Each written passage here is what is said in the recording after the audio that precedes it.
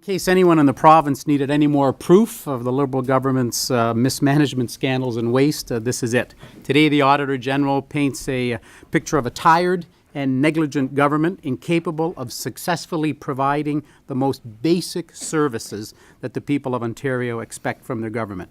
If a government writes a check, whether it's for a new transit project, the creation of a skills development program, or to help people find employment, or the establishment of an electronic health record system, the people of Ontario expect their government to ensure they're getting value for their dollar. They expect their government to regularly follow up on the progress of the project or program, and they expect to start seeing some results. But the Wynne Liberals seem entirely incapable of doing any of that. The Wynne Liberals are raising taxes, they're cutting funding for frontline services like healthcare, but the Auditor General confirmed that this year the Wynne Liberals managed to find $20 million for more self-congratulatory advertisements. For 13 years, this government's stunning incompetence and waste has cost the people of Ontario, and the impacts on everyday families and our province's most vulnerable are becoming clearer and clearer every single day. We have, next we're going to be hearing from our health critic and followed by our transport critic, Jeff Urich and Michael Harris. Thanks, Vic. The incompetence is hurting Ontario's most vulnerable. The Liberal government's legacy in the healthcare sector will be waste and bureaucracy that is being paid for through cut after cut to frontline services. In no place is healthcare waste more evident than in e-health. 14 years and $8 billion later, the government still can't tell Ontarians when they will have a functional e-health system or how much it will actually cost. This waste and lack of accountability flows to other areas of the healthcare system, and what does it really all mean? Longer wait times in ERs, longer wait times to see your doctor. It means that someone with a traumatic brain injury was forced to wait 21 and a half hours for a needed surgery when the standard protocol is only 2. That wait costs the patient their life. And nothing is more disgraceful than the Liberal government's treatment of children who, through no fault of their own, face mental health challenges. In the last 7 years, the number of children hospitalized with mental health issues has increased by 50%. And the Liberal government hasn't even had the wherewithal to ask why. The government was warned of the alarming number of children and youth with mental health problems over a decade ago by the Auditor General, yet there's been no action.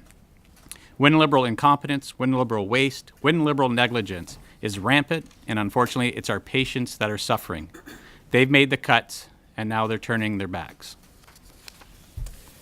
Thank you. The Wynne Liberal government's stunning incompetence continues to cost Ontarians and jeopardize our transportation needs. Ontario residents want to see a government that builds and invests in world-class transit projects and transportation corridors. They want to drive on safe roads and to ride transit that is on time and on budget. Instead, the Auditor General has revealed that the Wynne Liberals are providing neither, and it's costing taxpayers. At Metrolinx, there has been next to no accountability and even less oversight.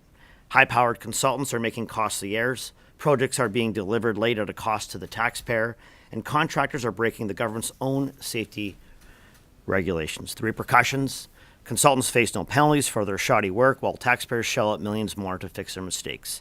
Contractors who are fired for poor job performance one day are rehired for other jobs on another. Contractors are paid millions in bonuses for doing what they were supposed to do, and when they're caught breaking the rules, the money just keeps flowing. This government allows subpar contractors to continue to work for them, leaving taxpayers on the hook for costly repairs and putting driver safety at risk. Of course, we've heard the example of the Pickering pedestrian bridge resulting in one of the bridge trusses being installed upside down.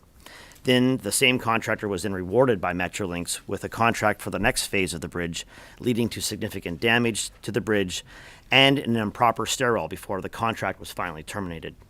Look, Metrolinx accounts for 1 in every $7 of Ontario's capital spending, and the Wynne Liberals are allowing Metrolinx to spend freely with zero oversight and accountability.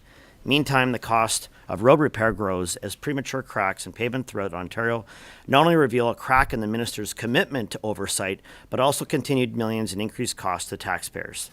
This government continues to promise one of the largest infrastructure investments in our province's history, and yet those empty words are followed up by little action.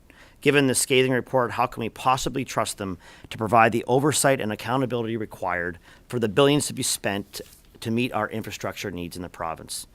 Of course, thank you, and we'd be happy to take questions.